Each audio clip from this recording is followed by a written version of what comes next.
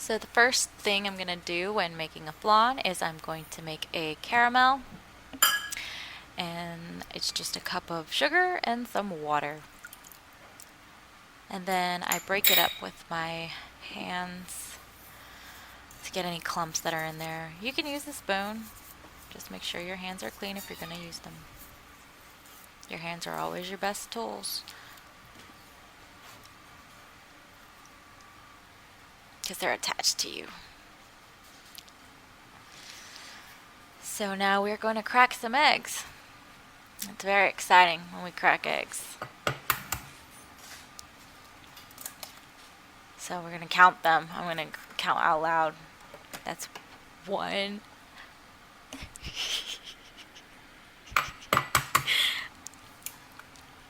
Alright. So this recipe uses... Oh, you thought I was really going to count.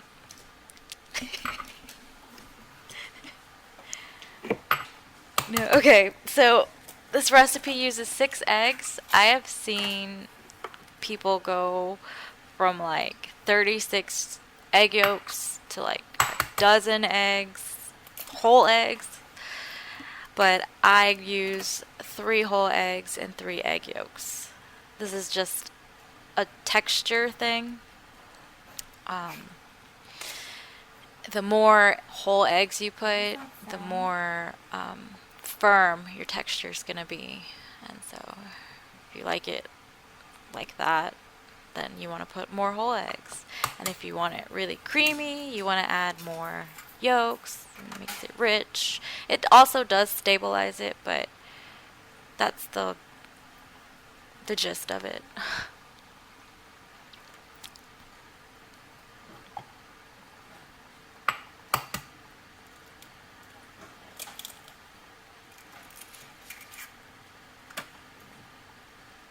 And I know that my hands are not being washed in between each egg. That doesn't make sense to me.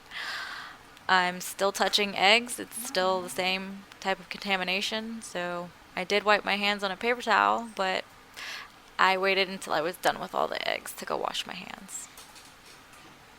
And save those egg whites, because you can make a meringue, you can make an egg white omelet. There are so many things you can do with egg whites. So now I'm going to cover the boiling caramel, or well, right now it's sugar and water. We cover it to avoid crystallization, because then you'd have to start over. Alright, so now we're going to break up some egg yolks and whites. We're going to start making our custard while our caramel is going. I don't recommend doing that together unless you've done it for a while, because this caramel turns brown really fast. In a second. And just a second too long, and it's bitter as hell. So I'm just swirling it, making sure I got the right color. That's about how dark you want to go. We're going to pour it into the flan mold. And then I'm going to set aside a little bit of that caramel and put some cream cheese in it. And this is going to be the start of my caramel sauce. So this part is a little bit scary at times, because you are multitasking, and that molten sugar really burns if it touches you, and you have to go fast because you don't want it to overcook. You have a very small window.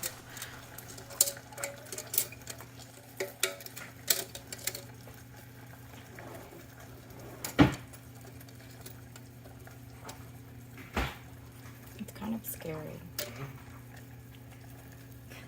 Like that bug.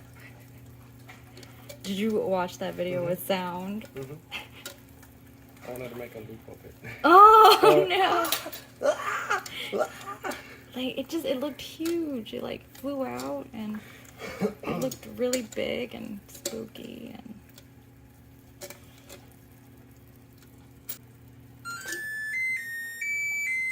shh! Don't wake everyone up.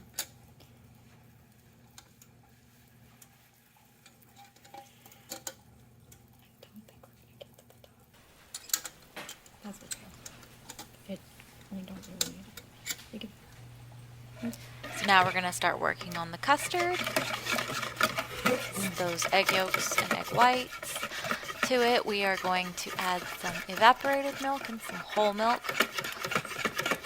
This recipe actually uses a lot of milk, a lot of types of milk. We have evaporated, whole, we have heavy cream, we have condensed milk. Okay.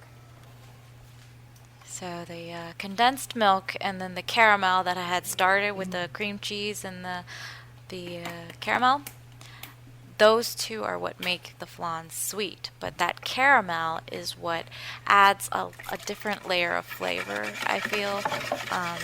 Usually when you just use milks and eggs, it's just, vanilla-y and Put all of this. custardy. But I feel like that caramel just adds a little bit of something more.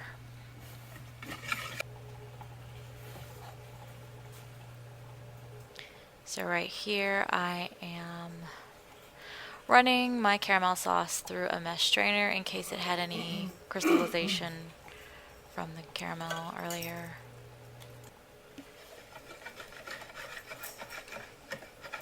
And we're gonna temper the caramel sauce because it's hot. Gotta go a little bit at a time. Otherwise you cook your eggs. So now I take an immersion blender and just blend everything up.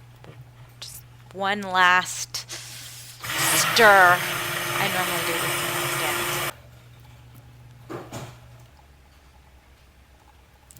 So now we're going to take all of that custard and run it through a strainer. I do this several times. And then we're going to pour our custard into the flan mold.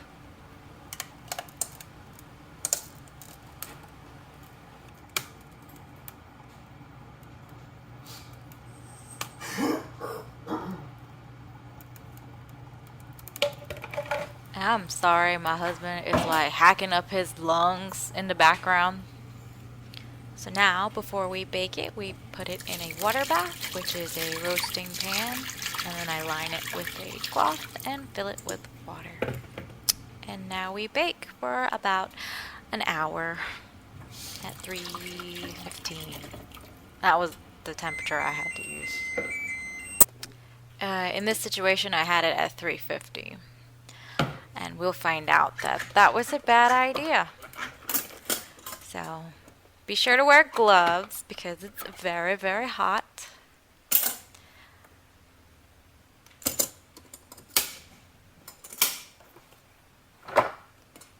I got brave. But I done burned my fingertips off, so I'm just... you get used to it.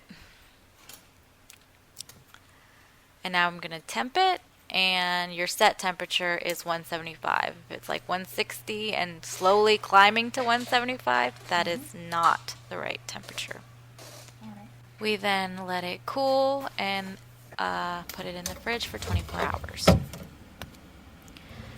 And now we're going to warm up the top of the flan just to melt some of that sugar so that whenever we flip it, it'll come out.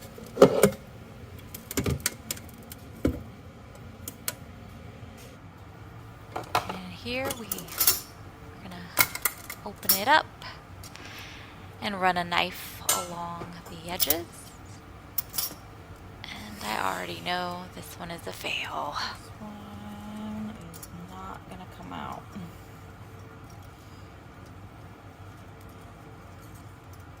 If it does, it's gonna be a miracle. What this line means is that the middle is not set. Cool.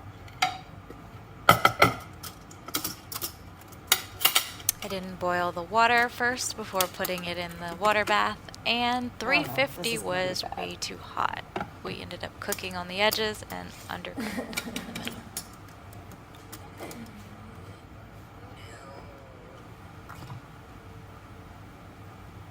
And here we have an epic fail. I'm still going to use my pie slicer on it though, because it is very satisfying to press it in through.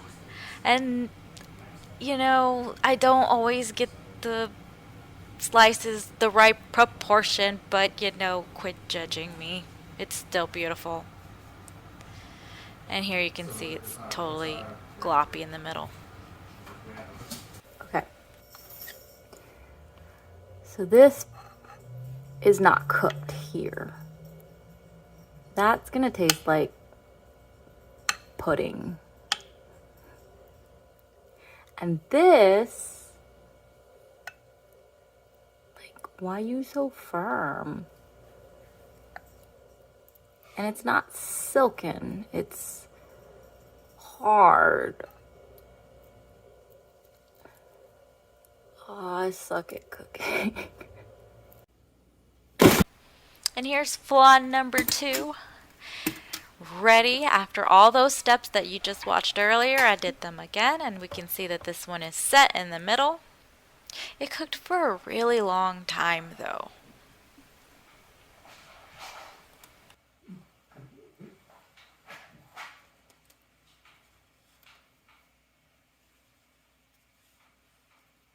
So far it looks good, but I fear we're curdled because this thing cooked for a really long time.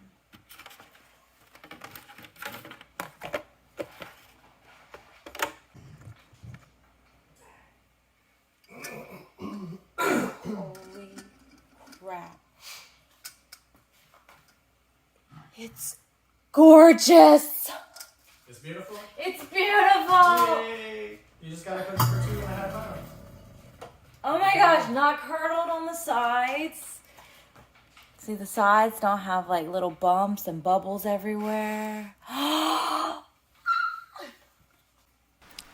So I got overly excited too early, but remember it cooked for 2.5 hours, so I celebrated too soon. It ended up tasting really bitter. So I didn't know because I wasn't able to cut into it or taste it. So I was really disappointed whenever I presented that to the party. Like, Merry Christmas. I'm gross. And this is my 3rd attempt, and this one actually came out the best tasting of the 3. And what's the phrase? 3rd time's the charm. So this was the best one, and I figured out my ratios. I figured out that I was supposed to boil the water for the water bath, and I had to make sure that the temperature was exactly 175. I make flan in high volume, but to make one singular flan, I didn't realize it was going to be so much of a challenge. But this one came out good. I was really happy about that one. So thank you for watching my flan making video. I hope you have enjoyed.